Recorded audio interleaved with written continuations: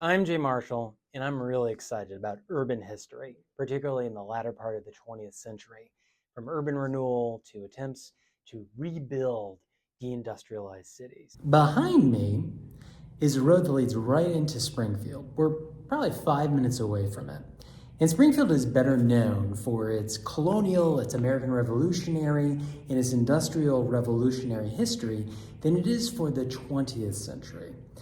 And most of the histories, such as those I'm going to read a few to you, Donald D'Amato's Springfield 350 Years of Pictorial History, Town into City, Springfield, Massachusetts, and the Meaning of Community, 1840 to 1880 by Michael Frisch, Frank Bauer Jr.'s At the Crossroads, Springfield, Massachusetts, 1636 to 1975, and my favorite, Michael Koenig and Martin Kaufman's Springfield 1636 to 1986, they all emphasize that glorious past and all the real struggles that Springfield then went into. And then they end with an embrace of urban renewal and redevelopment, usually in an epilogue that only starts to tell the story. The 20th century was not kind to Springfield. Its industries and infrastructure were increasingly obsolete, even before the Great Depression. It was complacent in addressing those concerns until they became problems that went beyond easy solutions. Springfield placed its hopes for economic recovery on the only game available: large, major urban renewal programs offered by the federal government. As these failed to rejuvenate the city, more redevelopment projects were pursued, seeking ever more public and private funding to recast Springfield from its blue-collar working-class roots with high-wage, low-skilled jobs that it could afford houses, to an urban professional white-collar center for business, regardless of if there were enough corporations in need of those spaces or workers available with those skills. We could walk the streets around Monarch Place right now. Not that we should, because it wouldn't be safe. At least not at this time of day. And we would see many of the monuments of that building boom. The work on those redevelopment efforts and the immediate result was led by Michael Koenig. I actually served as his graduate assistant. Koenig is also considered the de facto expert on the closing of the Springfield Armory. He authored A Study in Leadership, Springfield and Its Mayors, 1945 to present, and Shaping an Urban Image, A History of Downtown Planning in Springfield, Massachusetts, which he wrote with James O'Connell. This is actually One Monarch Place, the centerpiece for Springfield's redevelopment. In 1988, the New York Times celebrated it in a headline, "Crown Jewel for the city's downtown, the $111 million mixed-use Monarch Place." There were actually two peregrine falcons and an almost extinct animal that nested on the upper floors, and it seemed to almost symbolize Springfield being back from extinction as well. I know, because I used to have a key to that room because I worked weekend security, and there was a 24-hour cable camera on it, and if the birds moved out of range, people would call and would ask us to go check on the birds, make sure they were okay.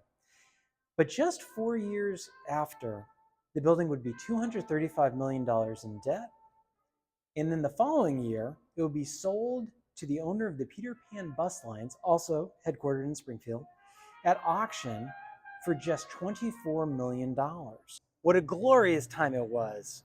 The downtown area was littered with office towers, some completed, some under construction, and numerous books written about the Renaissance of Springfield, many by my professor, Dr. Michael Koenig, and seemingly all of them with a foreword by then Mayor Richie Neal, now Congressman.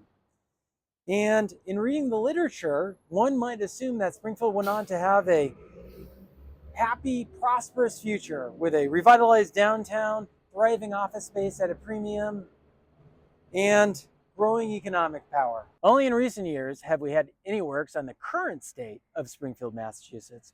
One such work was by Robert Ferrant, who is a history professor at the University of Massachusetts at Lowell. He wrote Metal Fatigue, American Bosch and the Demise of Metalworking in the Connecticut River Valley as his dissertation on the closing of the plant, because he had actually worked here and had worked his way up to being the business manager when the company came to them and said, "We're closing it." It's been closed for so many years. It's been reinvented as a medical building. I actually took my wife here yesterday for her eye exam, had to drive her because they put the drops in. And across the street is a women's prison. So redevelopment has gone very well.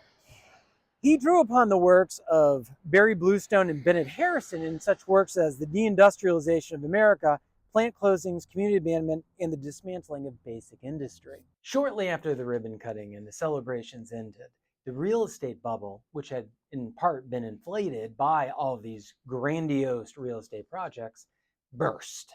And Springfield, like much of the region, entered into the early 90s recession earlier than other parts of the country, experienced it more deeply, and were stuck in it much longer.